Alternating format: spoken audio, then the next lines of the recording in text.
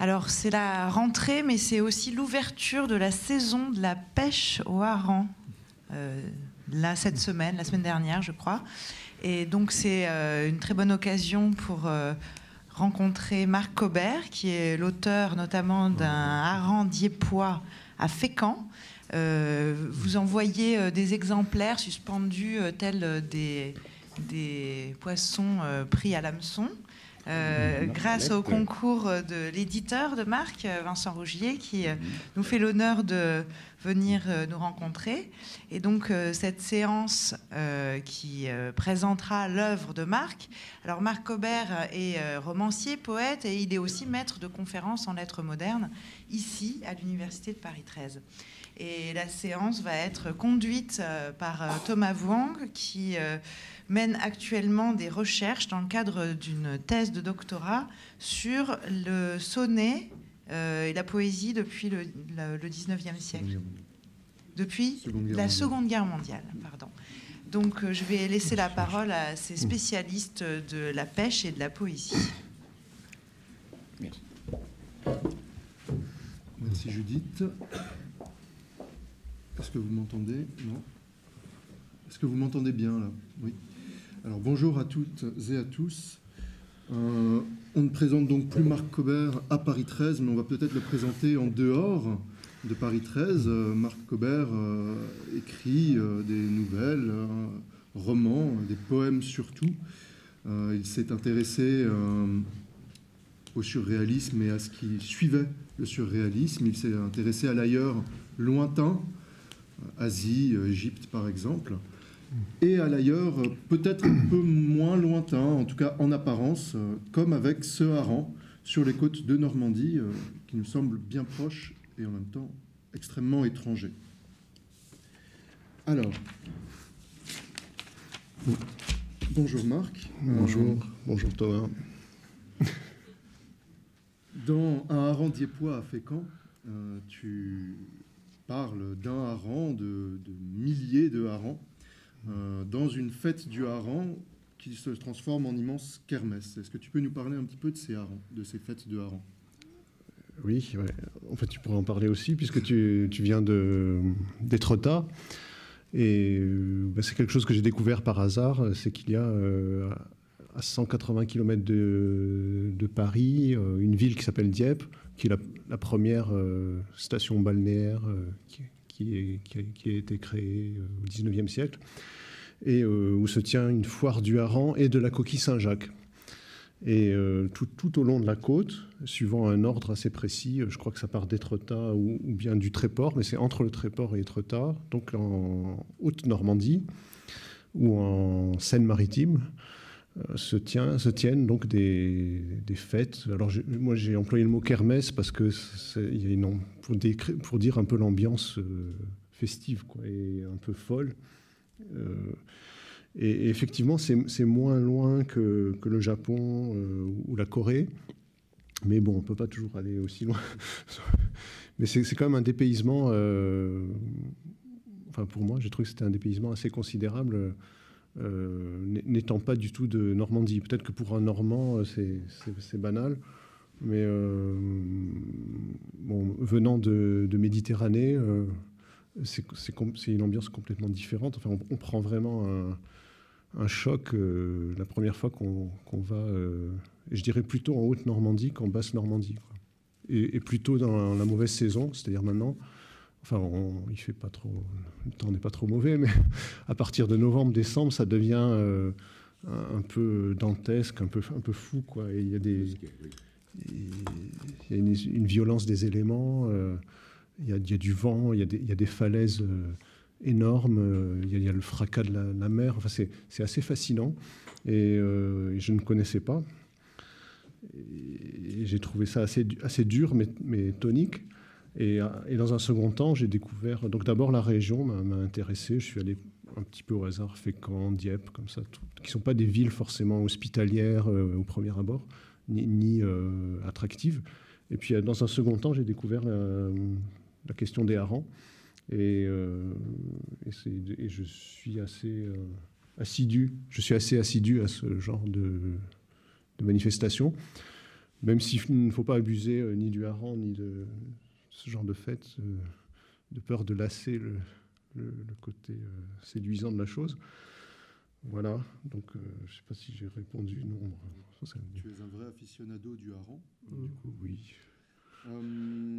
Dans ce livre, Un rendez-vous fécond, tu oscilles entre l'ultra-réalisme, les odeurs des poissons grillés, la foule, la presse de la foule, la saleté, les doigts gras, et l'imaginaire par moments assez débridé sur ce qu'il advient du hareng, de la rencontre de la nature, de la falaise, les grandes falaises blanches de la Normandie et de la mer, sur les fossiles qui sont crachés par ces falaises.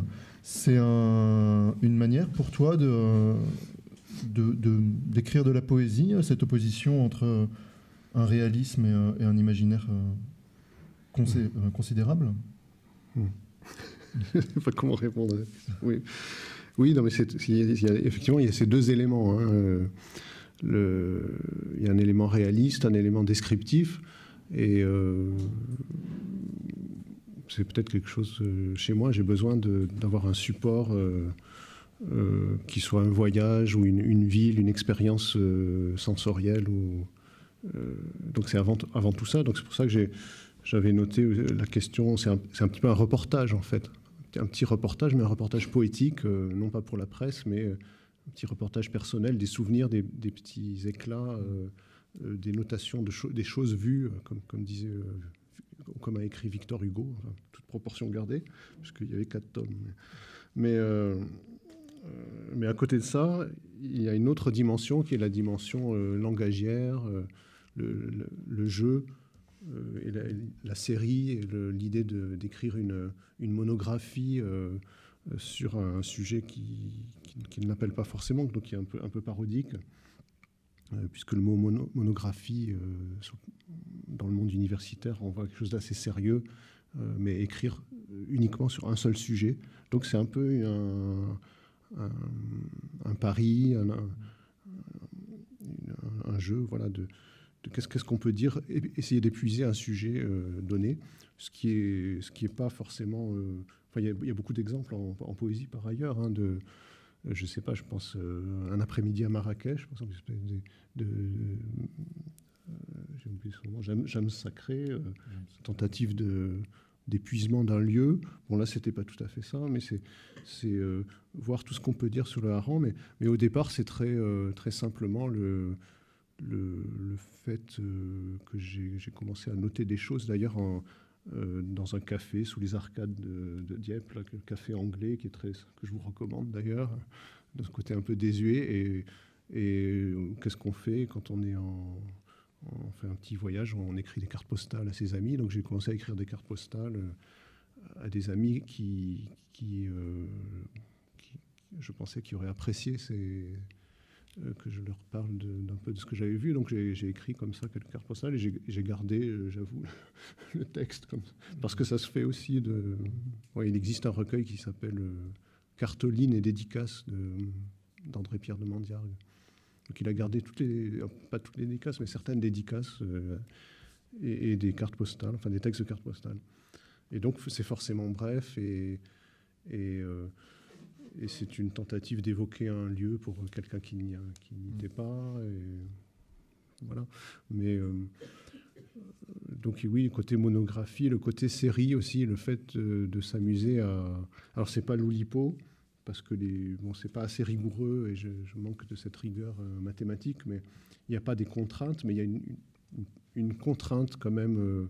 Beaucoup de ces textes commencent par les harengs, il y a le substantif hareng. Mais j'ai moins systématisé ça que dans un autre livre qui s'intitule 60 baisers, où là vraiment il y a une pseudo-contrainte, hein, de commencer par le baiser, plus un verbe, le verbe être en général, ou le verbe avoir, et puis d'imaginer quelque chose, donc de faire du baiser un personnage. Mais dans le cas des harengs, là, en l'occurrence, ils ne sont pas très actifs parce qu'ils sont un peu moribonds ou morts. Mais ils sont vraiment au centre de l'attention. Et c'est quand même... Bon, le terme d'inspiration est un petit peu passé de mode pour être inspiré, mais il faut quand même quelque chose qui impressionne un petit peu. Vraiment, enfin, je ne sais pas si certains d'entre vous y sont allés ou ont vu ça, mais c'est vraiment spectaculaire par la quantité. Et en fait, le hareng, c'est un poisson qui n'est pas en voie de disparition.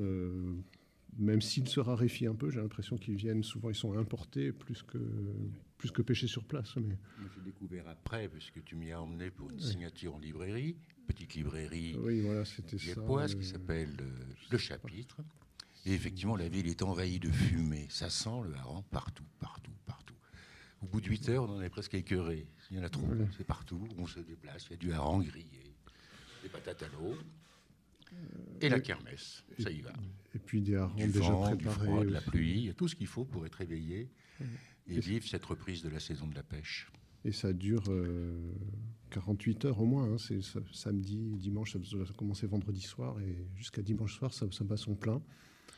Et c'est vrai que c'est un peu écœurant ou vertigineux, quoi. C'est saturation. Et il faut ajouter aussi les badauds. Enfin, c'est pour ça que le côté kermesse, c'est que les gens se pressent et occupent les rues, enfin certains quais, certaines rues centrales de la ville, et vraiment on ne peut plus marcher. Donc on est pris dans un magma humain et on est obligé de passer devant tous ces stands. Et puis il y a ce feu, il brûle donc des stères de bois. Des bras zéro partout. Voilà. Chacun y va de cuire ses harengs, chacun fait. Et il y a ces personnages là qui viennent. Et puis ceux qui vendent, qui cuisent le hareng, parce qu'ils sont assez truculents. Il y a un côté, on va dire, rabelaisien, quoi. Et le hareng lui-même est un poisson curieux qui se déplace en banc énorme, en fait, qui est très lent et abondant et facile à pêcher et qu'on ramasse un peu vraiment. Donc il y a une idée un peu de corne d'abondance et c'est quelque chose. Alors venant de Paris où les choses sont très structurées, organisées, il y a une espèce de lâcher tout qui à ma modeste échelle, quoi, m'a attiré, quoi. Voilà. Et t'a inspiré. Oui, qui t'a vraiment inspiré. Mais pas forcément facilement. Hein, c'est pour ça que je suis pas toujours. J'en ai pas écrit énormément en fait de ces textes. J'ai conservé les textes un peu précieusement, puis j'en ai rajouté d'autres. Au départ, c'était un petit noyau de 6 ou 7 textes, et puis je me suis dit pourquoi pas en écrire d'autres. Et puis après, ça prend d'autres formes, des lectures, des vérifications, et puis ça dépasse le hareng, oui, comme tu l'as dit, ça va vers un petit peu le paysage. Et puis la rencontre avec l'éditeur. Oui. D'un coup. Oui, voilà, ça a aussi donné un sens à la... Ben oui, tiens Vincent, j'ai quelque chose pour toi, tu verras, c'est bien dans l'esprit ficelle. Voilà, donc tu as influencé tu m'as poussé à développer, il n'y en avait pas assez... encore des harengs. Voilà, il en faut d'autres, un peu plus, s'il te plaît. Il me manque 10 pages ou 5 pages. Des images, surtout. Et puis une présentation, tu m'as demandé une présentation. Et des images. D'où l'importance de l'artiste peintre, graveur. Alors là, je peux montrer peut-être... Oui, on va peut-être montrer... Je sais pas comment... Est-ce que si je les place comme ça, c'est bien? Voilà. Comment fonctionne le livre. Donc, en fait, il y a deux gravures qui sont... Celle-ci, c'est le tirage de tête, on va dire. Oui. Donc gravure originale. Et elle est reprise dans l'édition ordinaire. Et elles sont d'Olivier au Olivier. Donc voilà. Et donc ça, c'est un travail... j'étais absolument ravi de cette participation d'Olivier. Et elle est due à... Bon, on ne va pas raconter toute l'histoire, mais on se connaissait un petit peu et son travail, en fait, ne portait pas du tout sur les harengs, je pense, mais a un rapport avec les poissons et avec les animaux. Il y a un rapport très fort et un sens de l'humour qui me plaisait beaucoup. Et c'est ce qui a été repris dans le visuel et dans l'affiche, c'est-à-dire les doigts qui pêchent. Donc c'est pour ça que j'ai mis ça en... Enfin, c'est le premier poème, c'est quasiment c'est une transposition d'un tableau d'Olivier Olivier. Oui. Est-ce que tu nous le lirais? Oui. Ce sont des poèmes très courts, donc. Oui, donc ça ne va pas m'engager très loin. Comment autant de harengs aurait-il pu être pris au piège, sinon par l'invention des doigts à pêcher? Voilà. C'est vrai. Mais c'est très court, mais je te ferai lire des passages plus longs après. Le tableau d'Olivier, vous l'avez vu sur l'invitation, et je ne l'ai pas dans ce catalogue, mais vous en avez quand même deux exemples. Si ça, on voit un petit peu. Voilà, toujours le principe des doigts à pêcher.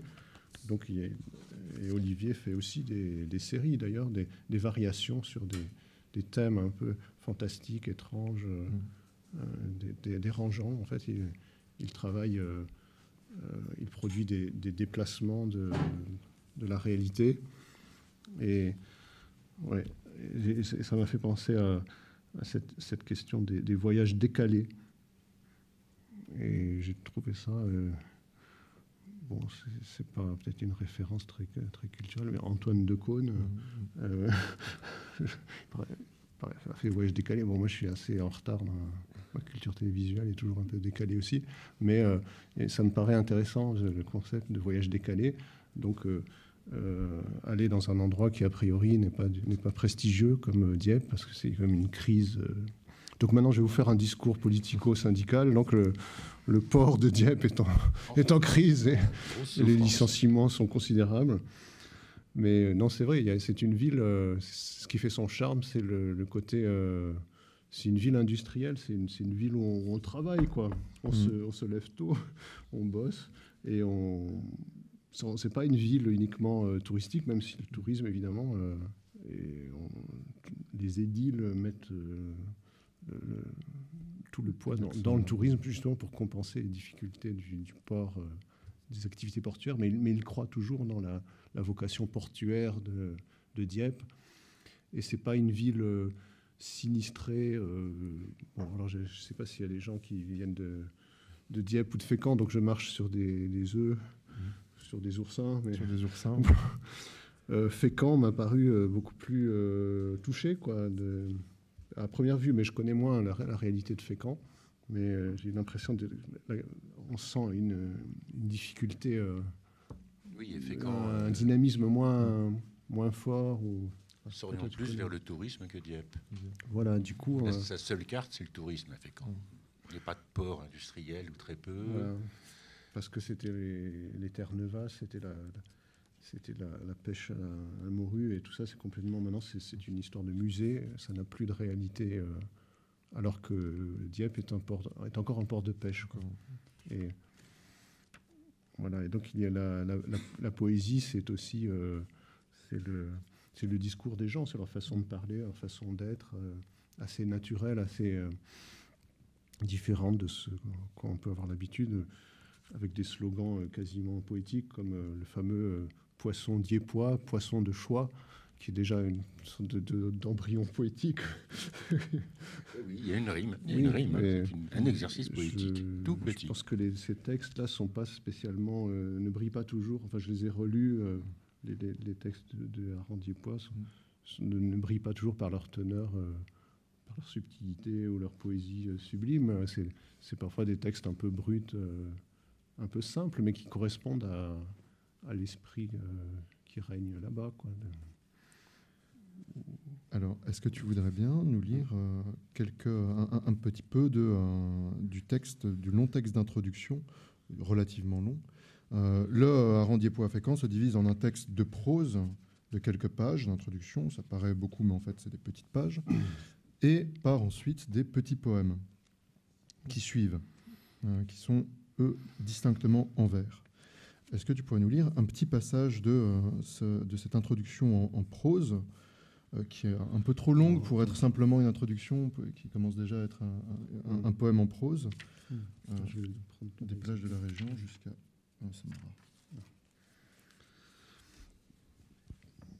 Alors, il y a quelques coquilles, au sens typographique du terme, mais là, je crois qu'il n'y en a pas. Donc je vais essayer de... Là, tu as un exemplaire de correction. Ah, mais non, c'est l'exemplaire de correction. À noter. Oui. Alors, les plages de la région sont tapissées d'œufs qui gardent parfois un pointillé d'empreintes marines. Pendant que les marchands s'égosillent sur le mode « Le hareng est sorti, le hareng sort », les promeneurs marchent sur des œufs. Le pied bute sur les capsules d'œufs de roussette ou de raie. Le sable mouillé se ride et forme des cordillères, comme un paysage de Mongolie intérieure vu d'avion. Des flaques sucent le pied, trous dans le sable et masses glissantes se succèdent, tandis que l'eau remonte allègrement. Là se trouvaient jadis les oursins, les coquillages bivalves ou les aérolithes ferreux chus de la craie. Un bonhomme a été tracé au bâton dans le sable, non loin d'un château édifié au péril de la mer. Il dresse sa structure spiralée, surmontée d'un rocher talismanique. Le flux marin entre dans la première spirale, puis dans une autre. L'eau se met à tourner furieusement. L'édifice tient bon grâce à sa structure semblable aux ziggourats, comme le minaret de la grande mosquée de Samara. Alors, merci beaucoup pour c'est un passage érudit. Érudit, mais c'est un passage qui m'intéressait parce que tu as parlé de ce livre comme d'une monographie qui ne parlerait que de hareng, mais là, le hareng t'emmène extrêmement loin. Est-ce que le hareng est un objet évocateur pour toi? Oui, enfin là c'est évocateur d'un ailleurs, d'un certain exotisme proche, mais là c'est plutôt l'ambiance. Il y a aussi une ambiance vacances ou une ambiance de détente, et là c'est plutôt la description de la mer, de la plage en fait, de l'univers, on va dire balnéaire, quoi. Et j'ai essayé de décrire aussi un endroit particulièrement, un non-lieu, on peut dire. Alors, si je dis ça, ça va être presque insultant. Donc, un non-lieu, mais très attachant. Je fais attention à ce que je dis, quand même. Qui s'appelle Quiberville-sur-Mer. Mais non, il y a à la fois rien et... Oui, on peut dire qu'il y a quasiment rien, mais il y a quand même quelque chose, bien sûr. Mais très peu d'éléments, et c'est cette pauvreté qui est attachante. Mais voilà, je ne sais pas si... Sinon, je pensais aussi le côté très descriptif, en fait, finalement, ça peut... Il faut aimer ce genre de texte, parce que c'est forcément assez statique, quoi. C'est un peu une caméra ou un regard qui... Ça n'est pas forcément si statique que ça, puisque justement, à partir d'un reportage et d'une description, on voit la Mongolie inférieure, les mers du Nord. C'est un tout petit endroit qui amène à beaucoup d'autres. Oui, mais ça, on va dire, c'est mon côté un peu porté sur l'imaginaire ou le côté rêveur, quoi, qui fait... Et puis le fait qu'on voyage aussi dans sa bibliothèque, dans ses références, dans son univers visuel. Alors là, c'est un petit peu Salvador Dali, parce que on prend des petites choses presque sans s'en rendre compte. Et quand on écrit, il y a des choses qui se mélangent à l'objet décrit, qui n'ont rien à voir, quoi. C'est un peu métaphorique, quoi. C'est le côté un peu poésie métaphorique, et donc assez proche de... Enfin, la métaphore, les surréalistes sont emparés de la métaphore d'une manière radicale, en la faisant évoluer. Et c'est vrai que j'étais assez sensible à la poésie surréaliste ou à leur façon de regarder le monde avec un œil un peu rempli d'imaginaire, quoi. Quand tu écris que le poisson se ramasse au fil des rues comme une monnaie miraculeuse, on n'est plus du tout dans le réalisme, là. Et pourtant, c'est le deuxième des petits poèmes. Tu as défendu ton reportage sur le hareng, mais c'est un reportage qui assez rapidement devient, par la métaphore, vertigineux. Tu dis aussi que c'est des vacances, mais c'est la mer qui fait s'effondrer des pans entiers de falaises. c'est pas exactement une plage paradisiaque. J'ai rien inventé. Hein. Il y a un substrat réaliste en fait, même dans ce que tu viens de lire. Mais bon, je garde mes ficelles. Tu gardes, si je puis dire. Tu gardes tes ficelles. Toi qui grignotes la falaise. Mais des fois, c'est ça, c'est la force des surréalistes, c'est d'avoir bien regardé en fait, tout simplement. Et d'où le rapport avec les sciences naturelles et la science. Et on parle de science amusante, science merveilleuse, mais voilà, où on présente souvent les surréalistes comme des joyeux dingues ou des gens qui sont complètement partis dans le décor, quoi. Mais c'est pas ça du tout, en fait. C'est au contraire, c'est une attention approfondie aux relations analogiques des différents éléments du monde, quoi. Et tu te reconnais dans cette recherche de situations analogiques? C'est assez présent. Hein. Oui, bien sûr. Et bon, sans avoir approfondi, mais pas comme les surréalistes qui en font vraiment un système d'interprétation ésotérique, mais il m'est arrivé d'avoir été, je ne sais plus comment, qualifié de néopaganisme. Enfin, là, c'était presque inquiétant, quoi. Oui. Mais de façon involontaire, mais à force de privilégier le monde du rêve où il y a une dimension érotique aussi dans cette histoire de hareng qui est allusivement, discrètement représentée sur la couverture et qui est présente dans l'œuvre d'Olivier et chez les surréalistes. Donc il y a des choses qui ne passent pas forcément, quoi. Ésotérisme, l'équation ésotérisme plus érotisme plus rêve c'est proche du surréalisme. Peut être légèrement subversif ou mal perçu ou considéré comme un peu dangereux. Et effectivement, ça peut être dangereux. Alors, tu parlais aussi du langage, essayer d'employer les mots entendus, glanés ici et là pendant une kermesse comme celle-là. Ça m'intéressait. Dans l'extrait que tu as lu, il y a des mots. Est-ce que c'est quelque chose qui t'intéresse en particulier, ce jeu sur la langue parlée de tous les jours, ce que les surréalistes et Robert Desnos appelaient le langage cuit, le langage qu'on connaît vraiment, qui est utilisé partout, et donc qui est cuit, qui est prêt à l'emploi, qui est prêt à la consommation. Est-ce que toi, ça t'intéresse, ça, en particulier ? Oui. Mais je ne sais plus sur quel exemple on pourrait se... Le hareng sort, oui. Tout le monde marche sur des œufs, mais on marche vraiment sur des œufs qui explosent sous les pieds sur la plage. Enfin... Oui, bien sûr. Mais je ne suis pas forcément... on connaît tous des gens qui, dans la conversation, ça existe. Dans la conversation est fondée sur les jeux de mots, quoi. Et ça, non, c'est pas jusqu'à ce point-là. Mais... Oui, c'est pas ton quotidien. Non, mais un joli mot valise, c'est bien, de temps en temps. Oui. Voilà.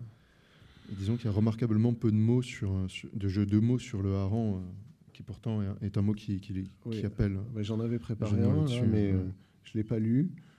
Mais parce qu'on n'a pas le temps non plus. Mais je m'étais dit un peu dans une sorte de track, je m'étais préparé une conférence du hareng pour aujourd'hui, conférence du hareng qui commencerait par un inédit écrit hier soir, mais une harangue est un discours ennuyeux ou solennel, il n'a rien à voir avec le hareng. Voilà. Bon. Ça nous arrange bien que tu le dis. Voilà. Alors, ce qui est intéressant aussi, c'est que c'est pas n'importe quel format pour parler du hareng.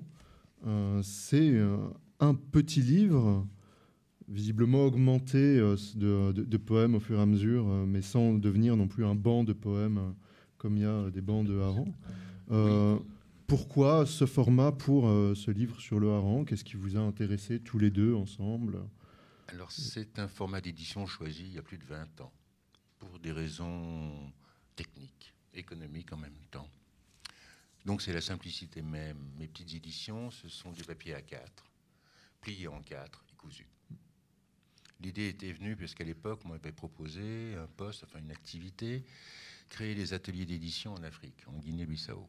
Donc il fallait trouver une astuce pour, sur place, se déplacer et partout pouvoir imprimer, faire des petits livres avec leurs récits à eux, sous forme, en travaillant en atelier d'écriture.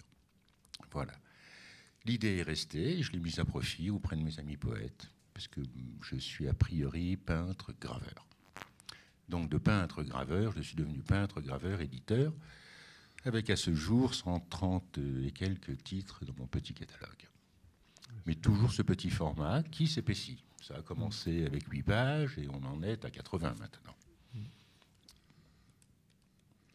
Et alors, ce sont des livres qui sont donc tous faits à la main?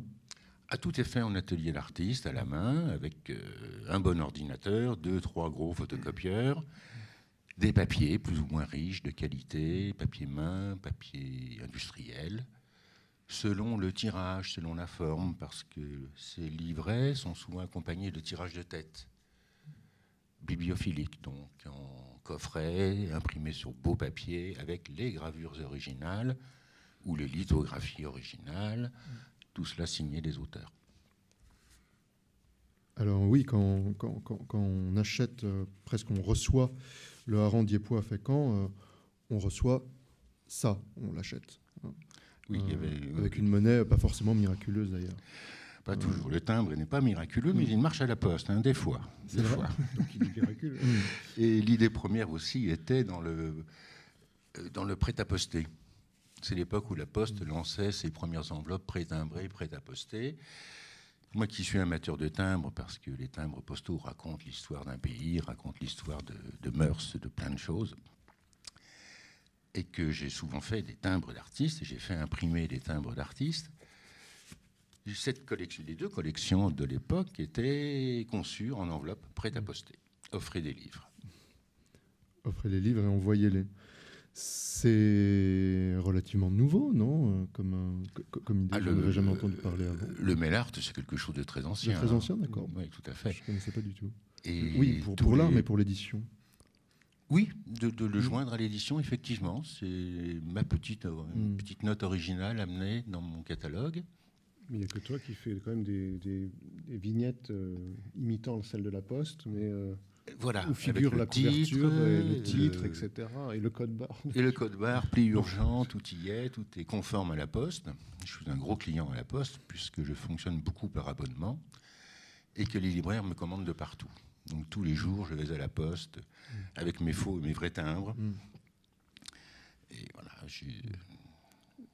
Oui, et puis tu as édité des plaques entières de timbres. Hein, ça, j'aurais pu en amener. Ah oui, j'en ai pas amené non plus. Mais ils sont très jolis parce que ça reproduit vraiment de façon miniaturisée des œuvres. Des planches de timbres complètes, comme à la Poste, mais des planches de timbres d'artistes. Alors, est-ce qu'être éditeur indépendant, évidemment, aujourd'hui, c'est chercher des choses nouvelles à proposer, chercher à travailler sur l'objet livre encore, alors qu'il se dématérialise ? Oui, l'objet livre, le livre-objet, le livre d'artiste, sont des choses qui se perpétuent depuis des siècles. Je crois que c'est très ancien, on pourrait le faire remonter au 3e millénaire avant Jésus-Christ, avec des livres sous une autre forme, des rouleaux, des tablettes d'argile. Très vite, il y a eu des beaux livres, des livres enluminés.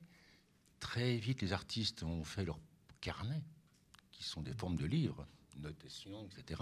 Léonard de Vinci, on a fait des très très rigolos, notamment avec son histoire folle, le géant de Libye, qu'on peut consulter sur Internet maintenant.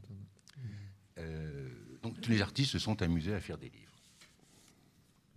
C'est un plaisir, c'est fait souvent en collaboration avec un poète, parce que l'artiste peintre, graveur, il est seul devant son chevalet. Travailler en littérature et avec des poètes, tout d'un coup on est 2. Et puis on va être 3, parce qu'il y a le regard du lecteur, ou la lecture du lecteur, ou l'écoute du lecteur. Donc de sa petite solitude d'atelier, l'artiste engage une autre forme de travail, tout simplement. Dans un recueil de poèmes, de petits poèmes également, qu'a écrit Marc à la fin des années 80, mais édité à la fin des années 2000, il y avait ce petit poème sur le baiser, qui était « Le baiser justifie son prix par le travail effectué, fait main, dirions-nous ». 3 petits vers comme ça qui semblent une conclusion un peu ironique au parcours de 60 baisers dans le livre, mais qui, à la lumière de ce souci artisanal du livre, parle peut-être d'une forme de ce que c'est que la poésie, non, Marc? C'est quelque chose...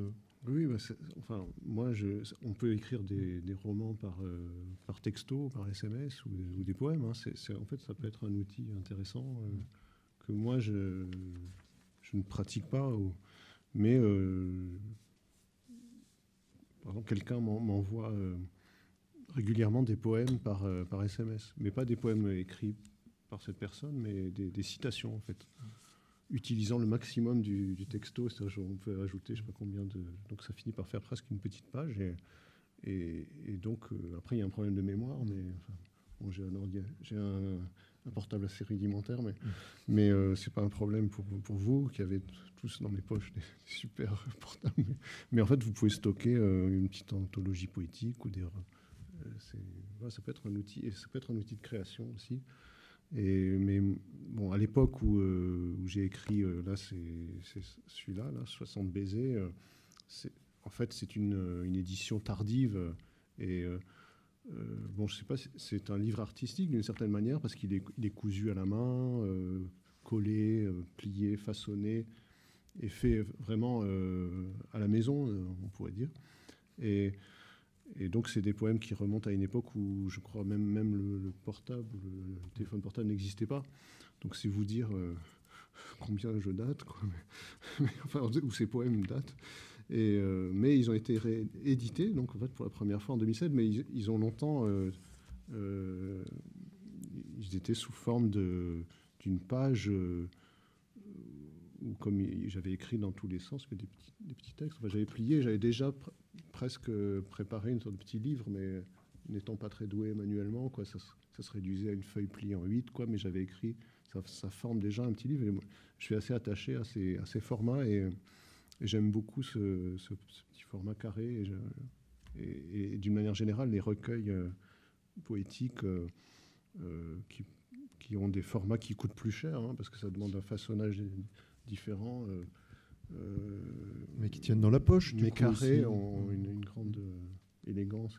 Enfin, c'est pas le même rapport du tout au livre. Mais oui, donc c'est écrit à la main, hein, c'est fait à la main, et enfin c'est fait dans le cerveau, et avec l'œil et le cerveau et la main qui écrit, et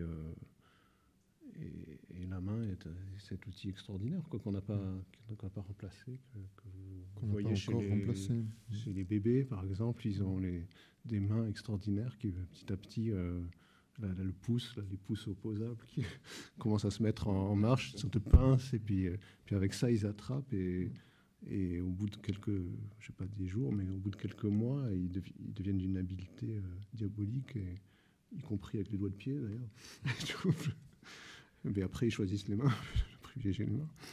Mais oui, voilà. Alors, c'est le côté manuscrit qui est important. Enfin, je sais pas comment. Ça c'est effectivement immémorial, et c'est un peu l'image stéréotypée du poète, du type Victor Hugo debout à son écritoire le matin, avant même le jour, et écrivant furieusement ces suites d'Alexandrin.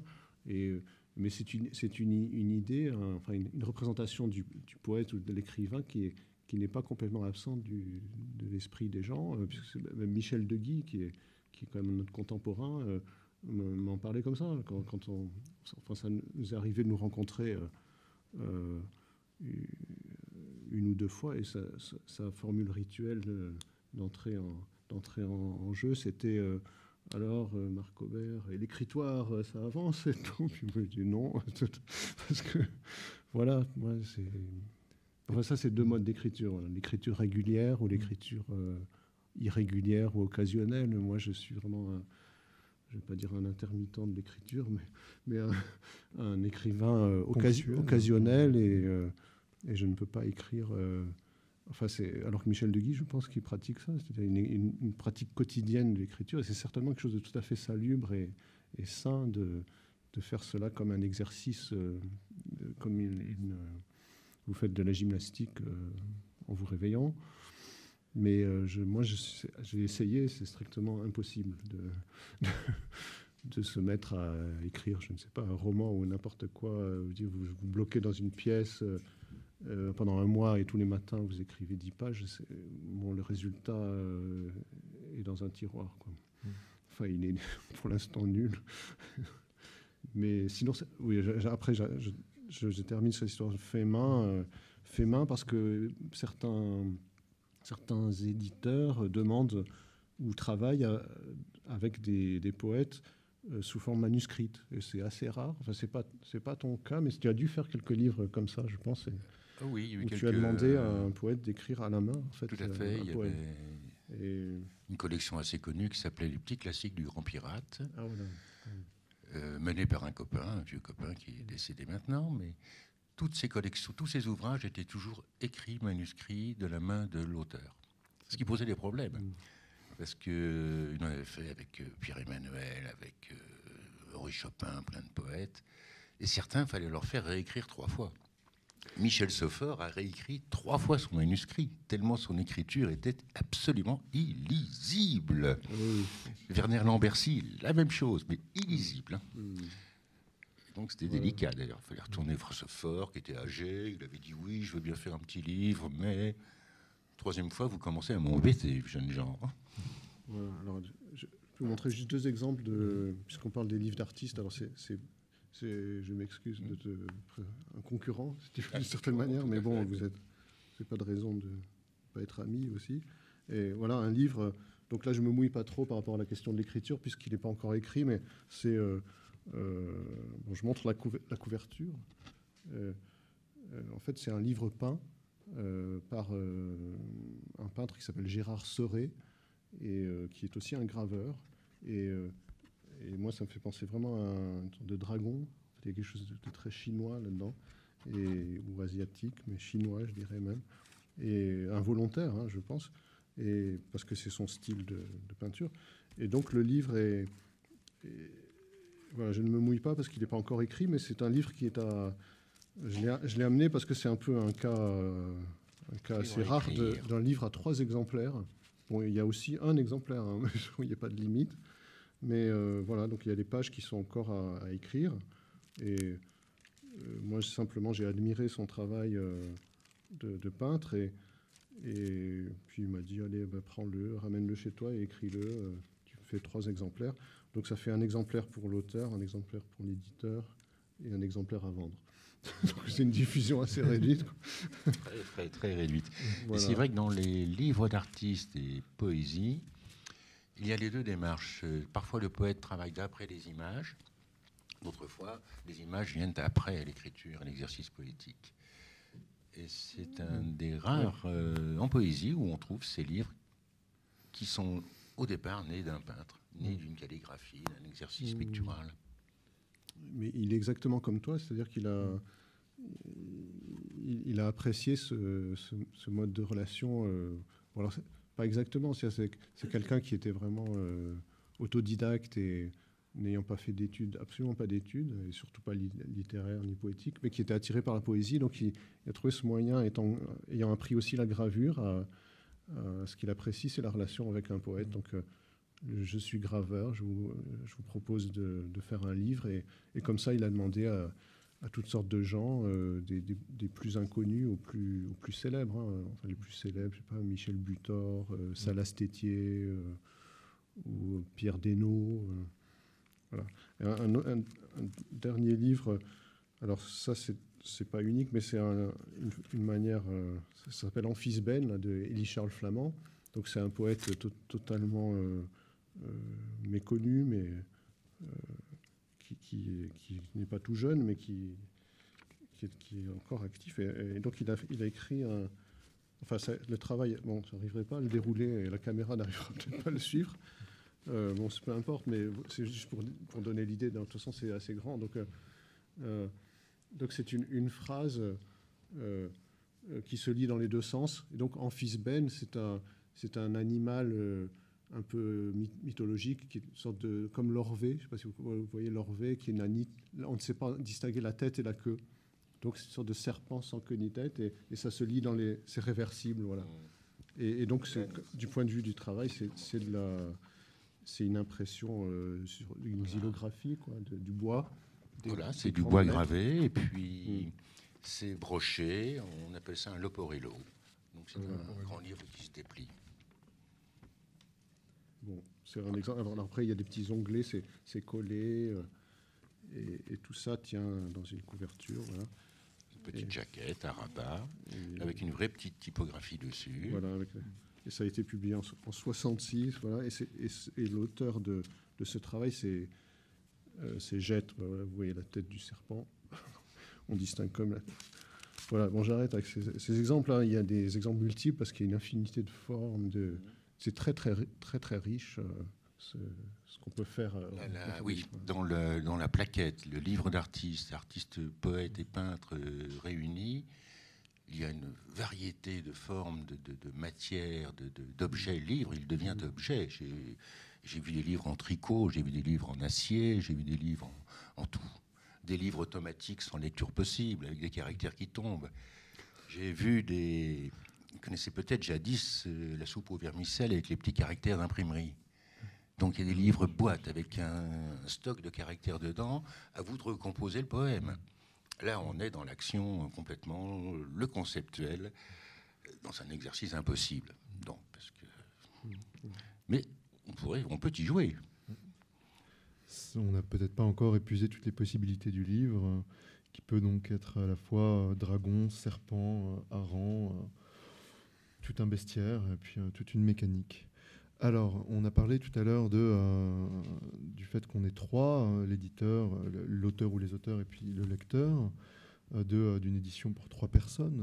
Du coup, est-ce que on va peut-être s'adresser un peu à vous. Est-ce que vous avez des questions, des remarques qui concernent la poésie, le hareng, le livre, autre chose qu'on a évoqué?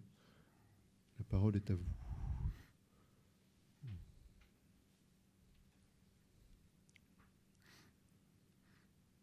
Pas de questions. Sinon, je me pose des questions à moi-même. Hein, j'en ai préparé. Ça marche bien. Les questions que je n'aimerais pas et que l'on me pose et que l'on me posera. Mais certaines ont déjà été abordées. Hein. Pourquoi la brièveté, la sélection des poèmes. Bon. Alors, il serait resté très peu de choses au fond s'il avait fallu bannir les imparfaits. Ce qui est un jeu de mots totalement involontaire. Oui. Pourquoi écrire sur des animaux aussi inintéressants que ces poissons d'eau froide? Il y a une réponse, hein, mais bon. Pourquoi écrire sur des animaux? Alors j'aurais répondu que j'ai écrit des textes sur la vache et j'ai eu la surprise de recevoir une lettre de quelqu'un me demandant de ce texte pour une anthologie de la vache. Alors j'ai cru que c'était une blague, mais c'était vrai. Dire qu'on prépare un traité du moustique en zone libre qui devrait paraître en février prochain chez Vincent. La question du biographique, alors j'ai laissé en blanc, mais je suis prêt à répondre à toutes vos questions. Le régionalisme, on a abordé, la Haute-Normandie. Bon. L'expérience de la mer, encore une histoire très psychanalytique. Comment un auteur peut-il vous persuader de visiter un lieu? Alors dans mon cas, j'aurais parlé d'André-Pierre de Mandiargue, qui a passé toute son enfance en fait près de Dieppe. Une question piège sur les migrations du hareng en Atlantique Nord, les différents noms du hareng, les différentes méthodes de pêche au hareng. Alors là, tout est en blanc. Pourquoi avoir écrit sur les harengs et pas sur un autre sujet? La question de la gastronomie. Pourquoi ne pas avoir écrit plutôt un livre de recettes de cuisine? Comment définir ces textes? Alors, bon, on a abordé le sujet. La tradition littéraire du hareng. Ne riez pas, hein, il y a une tradition littéraire du hareng. Oui, dans le surréalisme, c'est très bien expliqué dans le livre. Hein. Oui. Et puis au 19e et même avant, chez Du Bellay, il y a un marin qui part chercher de l'or et qui ramène juste des harengs. Oui. Et il est tout déçu. Voilà. Bon, en tout cas, je crois que nous, on n'est pas particulièrement d'avoir eu tous ces harengs. C'était pour amorcer vos questions, mais... C'est quand même pas un sujet extrêmement sérieux non plus. Hein. Sauf si vraiment on déteste le poisson. Toute question posée, il y aura des petits livrets offerts. Dépêchez-vous. Ah bon. Alors, qu'est-ce que c'est que cette ficelle auquel pendent des livres comme des harengs? Tirez dessus et vous la faire dédicacer par Marc.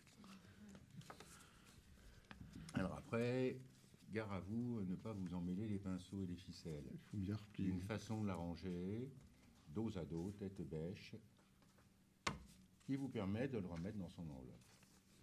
Prêt à poster. Ça a l'air de rien, mais... C'est un petit coup de main. Oui, voilà. Donc, vous venez, vous tirez la ficelle, c'est cadeau. Marc vous fera peut-être la dédicace du siècle. D'après propos. Ça, c'est pas sûr. Mais une question. Oui, volontiers. Ouais. Et puis, sinon, il y a d'autres livres si vous voulez, si vous tenez absolument à avoir le, si vous trouvez que ça fait négliger, quoi, vous pouvez avoir l'exemplaire relié normalement. À couper encore. Ouais, mais ils sont à découronner. À découper. À couper. Voilà. Et sinon, je fais une publicité pour une monographie sérieuse. Celle-ci, c'est Georges Hénin. Voilà, c'est mon actualité éditoriale, quoi. C'est les éditions Champion, dont j'ai reçu un avenant au contrat m'indiquant que les exemplaires seraient brochés et non pas reliés. Alors j'ai eu l'impression que c'était pas une bonne affaire, mais finalement si, c'est bien. Mais Champion, ils font un travail sérieux, mais évidemment le prix est assez élevé, puisque c'est quand même la modique somme de 65 €, frais de port non compris. Et profitez-en, ici c'est gratuit. Donc j'ai décidé de vous dédicacer le flyer. Voilà.